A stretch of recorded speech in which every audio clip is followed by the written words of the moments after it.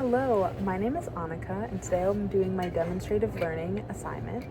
And with me today I have Evelyn Bowman, my roommate. In this assignment, we will be talking a bit about an article that I've read. That article is called "The Value of Keeping the Right Customer" by Amy Gallo. A concept that is really big in this article is something called churn rate. And in the simplest way that I can think to explain this, churn rate is essentially the amount of customers that you lose over a period of time.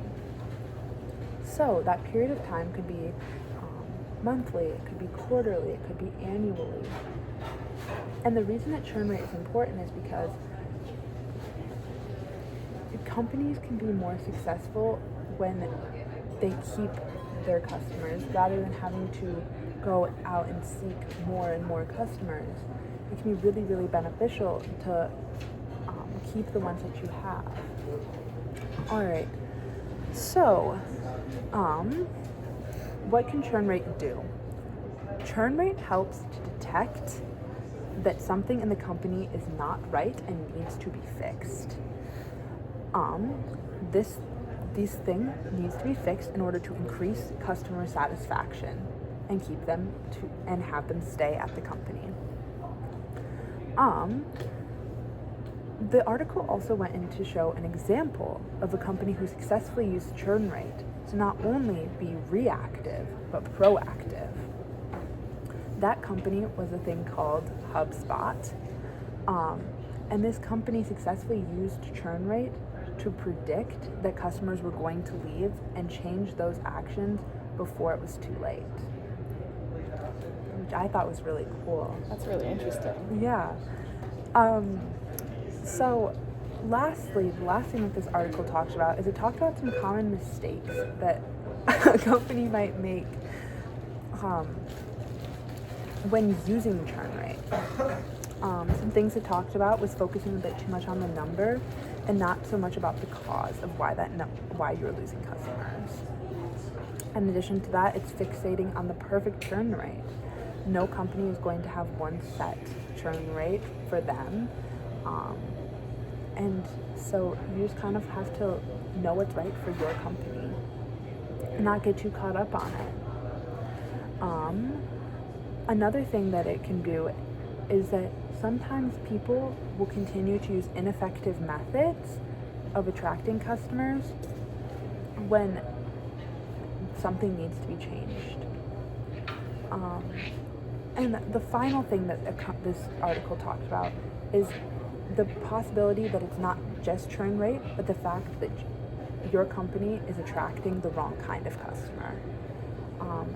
It talked a little bit about a company called Groupon, which was an example of a company who was attracting customers that would only stick around for a very short time to collect the deal, but weren't long-term customers.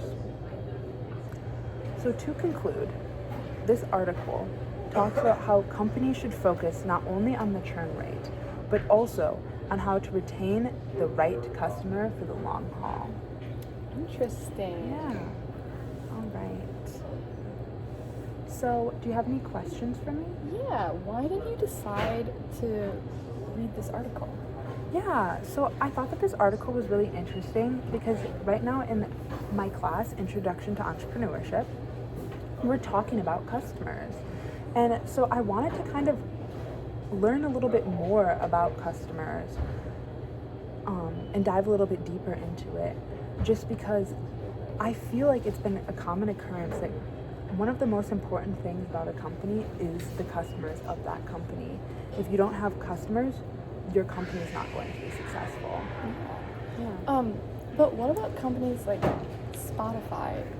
Like the people who don't have premium can listen for free. Right. They don't really have a customer, right? Right. That's a very common misconception that I also had in the beginning before taking this class. Every company has a customer, whether it's obvious or not. In the case of Spotify, with the ads, well, the listener might be getting the music for free. The Spotify itself is being paid by the companies that want Spotify to advertise their product to individuals, and that's their customer. That's how they're making their money. So that was a very good question. Thank you. Okay. And then I also wanted to ask, do you think Introduction to Entrepreneurship is a valuable class to take as a non-business major?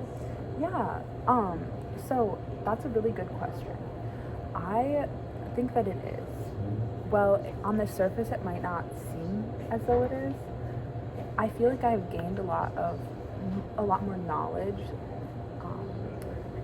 a better entrepreneurship mindset thus far. I still have a long ways to go, but I do really think that I've learned a lot and that I will be more successful in my future career knowing some skills, like knowing how to approach a customer, knowing what it takes to start a business, knowing some of those other things that I didn't know before. Okay, and then like a follow-up question. Yeah, for sure. What was the most surprising thing that you learned in this class? I think the most surprising thing that I learned from this class is how detrimental being shy can be. I truly made me aware that being a shy individual is going to get in the way of me reaching my goals. And that's something that I didn't really realize before taking this class. Wow, interesting. Thank you. So thank you, Evelyn, for coming and talking with me today. Yeah, I really appreciate it. And bye.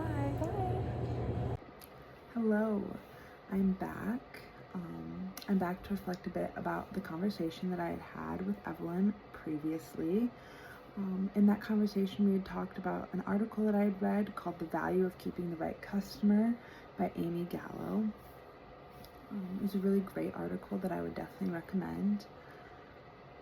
But to begin, I'm just going to reflect a bit about, do I think that I taught Evelyn anything in our conversation? And what do I feel like I got out of the conversation? Do I think that I learned anything from it? How was my experience teaching this conversation? So to begin, I feel like I did teach Evelyn something in this conversation that we had. She had never taken a business class before. This was all some topics that were very new to her, as were topics very new to me a month and a half ago. But yeah, even in our conversation, she talked about learning some things that she hadn't known before. So I feel like we had a very productive conversation in that sense. We talked a bit about Spotify, identifying that even though a customer might not be obvious, that there's always going to be a customer there. And I think that was a very valuable lesson that we learned. And then how do I feel like having this conversation and trying to teach her something aided in my experience of learning? I feel like it helped me gain a much better understanding about about customers, and even about the things that we were learning about in our class, because I was kind of, thinking about it on the fly, but also I'd done some preparation beforehand. So I was like having to think about that in a more clear way, rather than just, reading something or watching a video, but rather explaining it. Really, really helped me understand the concept more. And I thought it was a really valuable way of learning, because I had to understand it better to get to the point where I could teach it. And then how can I think about this in this way and bring it down to a level that might be a little bit easier to understand? And that also helped me understand it more. So yeah, that was my overall reflection on the conversation that me and Evelyn had, and I really appreciate you watching. Bye.